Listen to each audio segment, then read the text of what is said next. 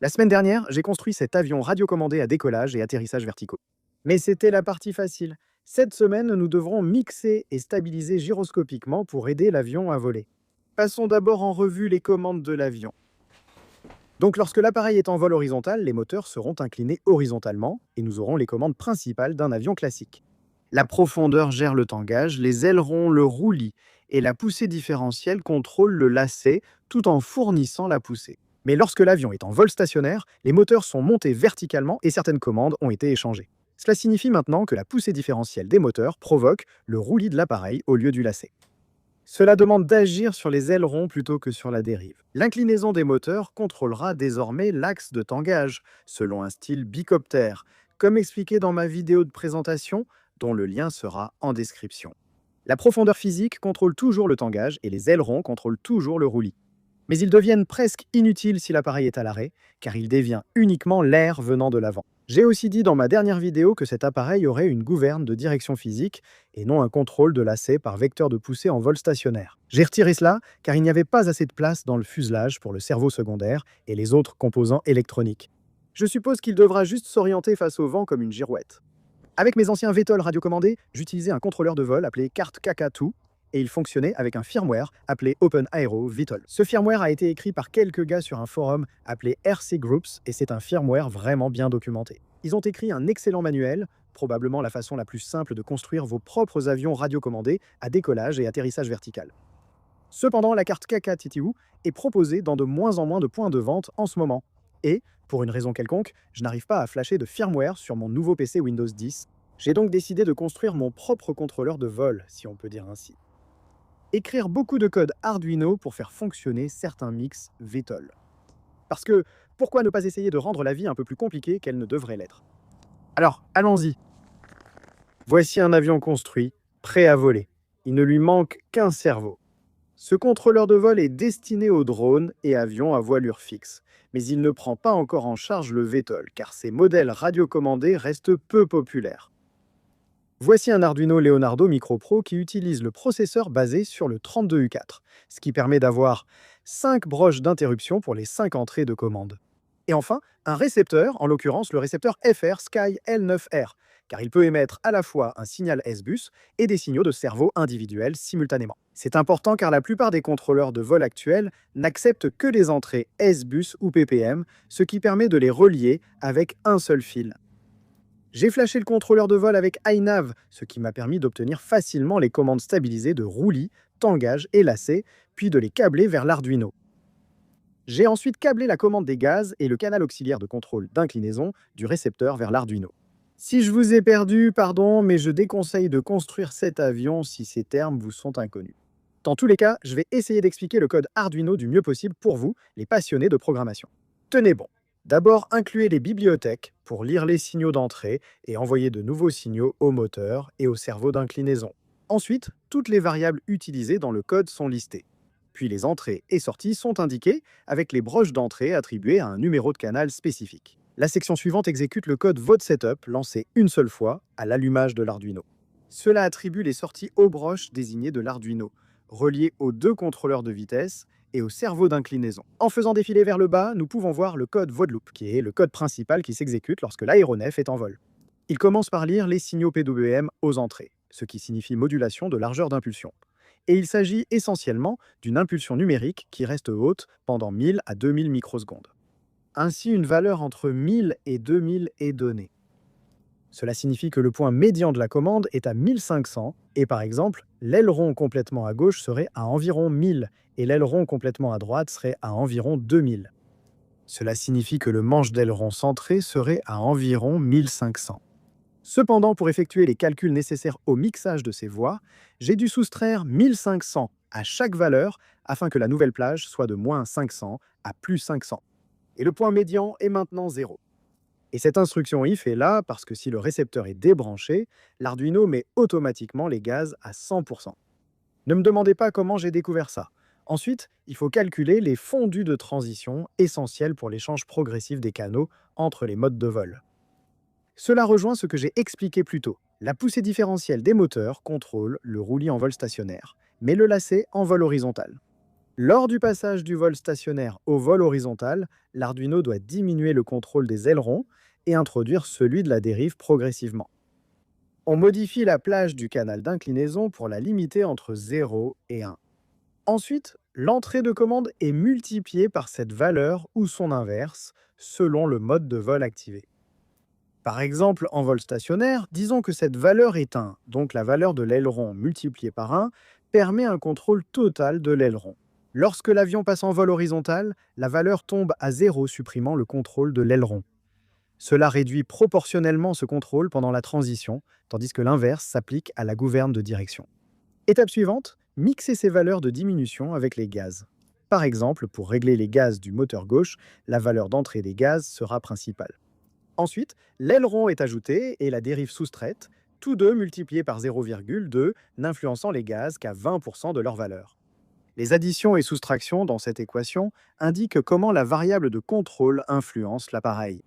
Donc, soustraire l'aileron va inverser son contrôle et ajouter la dérive va également inverser son contrôle.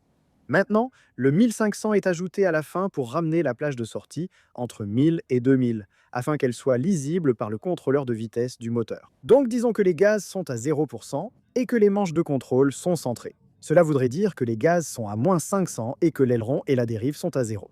Cela donne donc une sortie de 1000, ce qui, sur l'échelle de 1000 à 2000, signifie que les gaz sont à 0%. D'accord, maintenant disons que nous donnons une entrée de 20% de gaz et 20% d'aileron à droite. Cela modifierait la valeur des gaz à moins 300 et celle de l'aileron à 200. Cela donne donc une sortie finale de 1240, ce qui correspond essentiellement à 24% de gaz. Juste au-dessus de 20%, c'est 4% de poussée en plus permettant de faire rouler l'avion à droite. Comme la gouverne de direction a été multipliée par l'inverse de l'inclinaison de l'aileron, dans le calcul précédent, elle est donc multipliée par 0 ici et n'affecte pas les gaz en vol stationnaire. Quelqu'un est déjà perdu? Eh bien, le reste du code se contente de limiter les sorties à la plage de 1000 à 2000 et de les écrire sur les bits de sortie.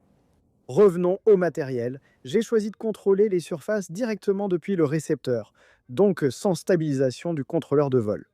Ainsi, en cas de problème avec le code Arduino ou le matériel, je devrais pouvoir garder le contrôle et faire planer l'appareil en sécurité. Tout cela est alimenté par une batterie lithium-polymère reliée à un régulateur BEC 5V, 5 A et directement au contrôleur de vitesse des moteurs. J'ai aussi ajouté un condensateur pour le plaisir. En fait, l'Arduino a besoin d'une alimentation stable de 5V, sinon il se réinitialise. Je vais vous en donner un exemple. J'ai monté le contrôleur de vol et l'Arduino sur une carte PCB prototype, ce qui a permis de garder l'ensemble compact et de câbler toutes les commandes de l'aile sur un seul connecteur, ce qui facilitera aussi le retrait de l'aile pour le transport. Un test rapide des corrections du contrôleur de vol pour confirmer que le mixage fonctionne, et il était temps de faire quelques essais de saut.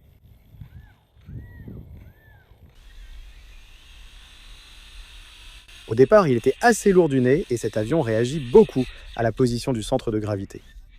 Avec ma plus petite batterie, j'ai dû ajouter 15 grammes de plomb à la queue pour l'équilibrer. Ce n'est pas idéal. J'ai découvert que les moteurs, mal alignés sur la barre en carbone, faisaient tourner l'avion à droite.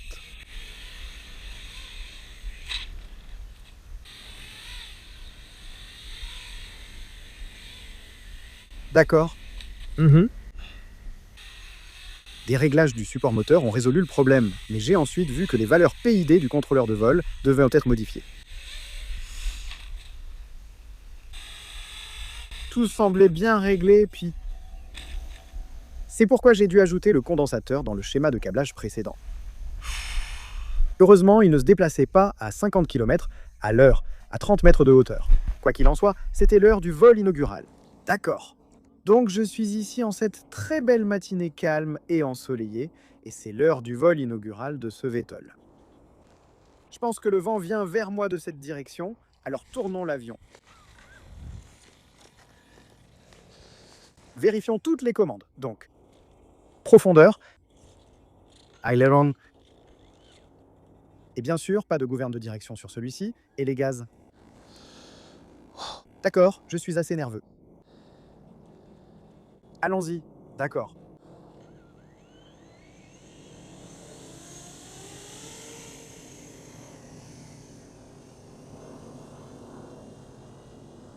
C'est facile. Bon, donc évidemment, je n'ai pas de contrôle en lacet. Parce que là, en ce moment, c'est un peu n'importe quoi, en ce moment. Voyons si je peux le faire revenir vers nous. Voilà, c'est bon.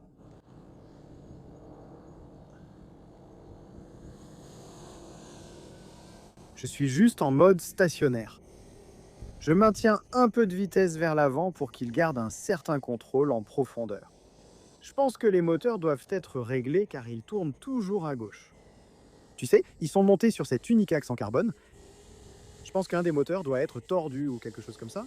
Il tourne toujours lentement à gauche naturellement. Ramène-le dans l'autre sens. Encore une fois, c'est toujours en mode vol stationnaire. Mais je peux prendre un peu de vitesse. Prenons un peu plus de vitesse en avant. Voyons si on peut faire la transition. Je pourrais aussi prendre un peu d'altitude. Maintenant, passons à un mode à mi-chemin vers le vol en avant. Les moteurs sont maintenant à 45 degrés. Passons maintenant en mode de vol avant normal. Très bien, voilà. Là, seules les ailes portent désormais. Ce que je vais faire, c'est le ramener derrière moi. Désolé, c'est probablement pas terrible pour la caméra, parce que je vole si loin, je vais ramener ça derrière moi pour pouvoir l'amener en approche. Mets-le en mode vol stationnaire.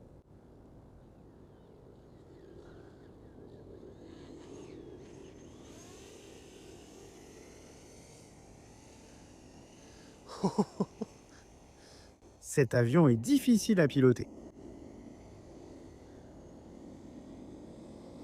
Mais tu sais quoi, juste le faire voler ainsi. Tu n'as pas vraiment besoin de contrôle de lacet.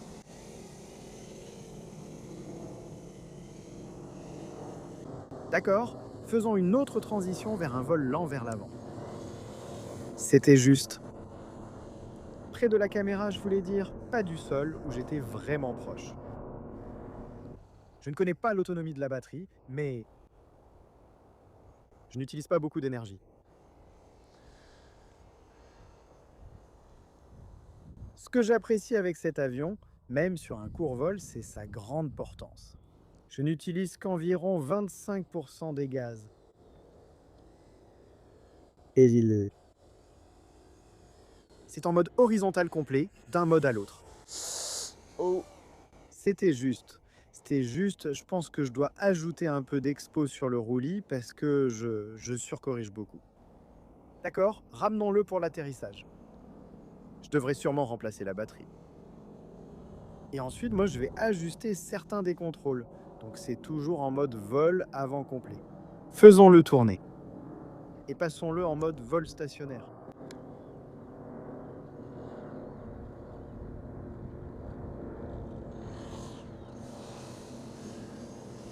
Ouais, c'était une transition un peu bancale. C'était une transition un peu ratée parce que je voulais l'arrêter assez près de moi. Fais-le revenir. Essaie de faire un bel atterrissage, Tom. Face au vent. Et pas mal. Bon, j'ai vraiment les mains gelées en ce moment. Je suis content de la façon dont ça vole. Le contrôle du roulis et... Ouais, j'en ai probablement pas mal. De débattement d'aileron, là. Donc je pense que je vais peut-être ajuster ça un peu. La profondeur a un grand débattement, mais reste peu sensible. Cool, d'accord.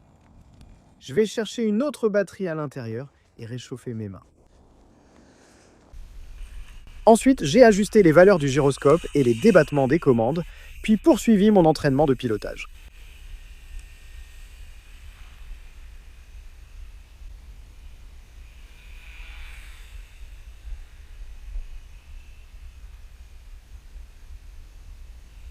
Après quelques vols, j'ai pris plaisir à le piloter et réussi chaque décollage et atterrissage.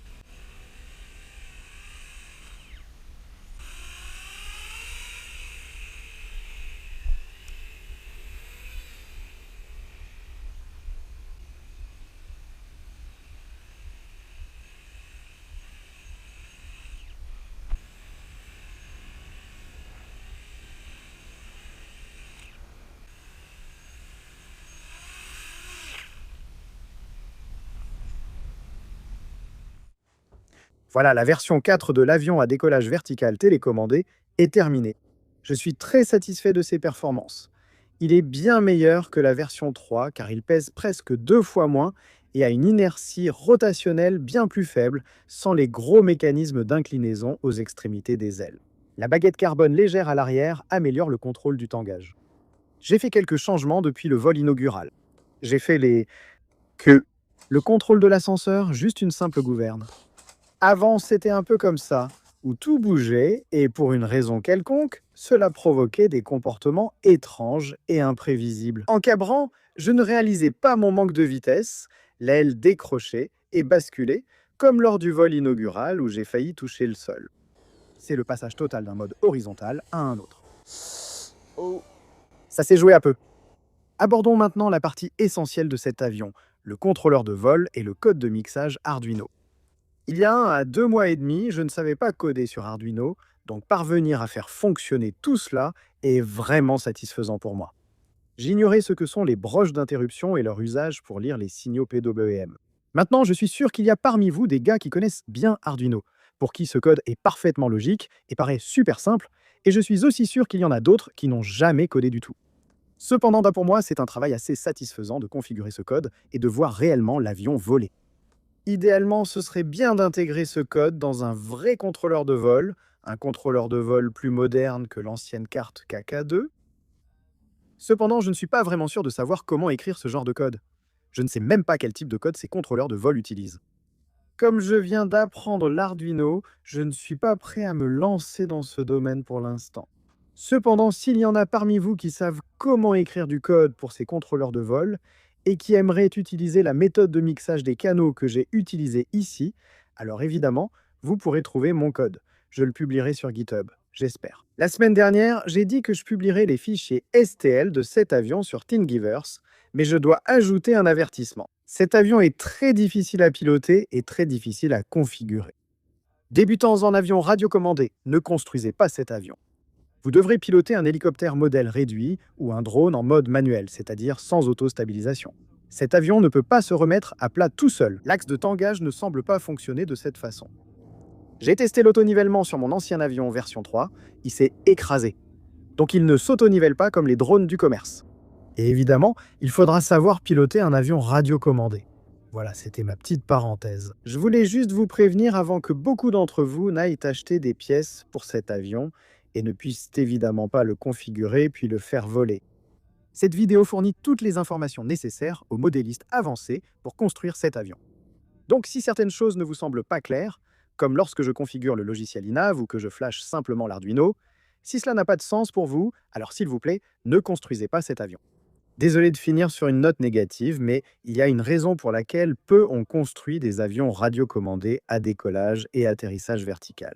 Mais si vous êtes un modéliste expérimenté et que vous savez comment régler les valeurs PID, travailler avec des contrôleurs de vol, que vous savez ce que sont le SBus, le PPM et le PWM, que vous savez flasher du code Arduino et que vous savez aussi souder.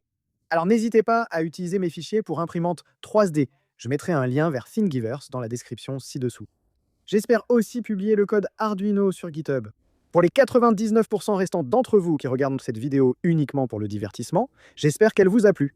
Et si c'est le cas, ce serait super si vous pouviez laisser un pouce bleu. Et aussi, si vous êtes nouveau sur ma chaîne, n'hésitez pas à vous abonner. Un grand merci à tous mes soutiens sur Patreon. Votre soutien rend ces vidéos possibles. Honnêtement, sans vous, je ne pourrais pas consacrer autant de temps à construire cet avion, écrire ce code et le partager gratuitement. Donc si vous avez apprécié mes vidéos, ce serait génial si vous pouviez me soutenir sur Patreon. Merci encore une fois et on se retrouve dans la prochaine vidéo. Au revoir.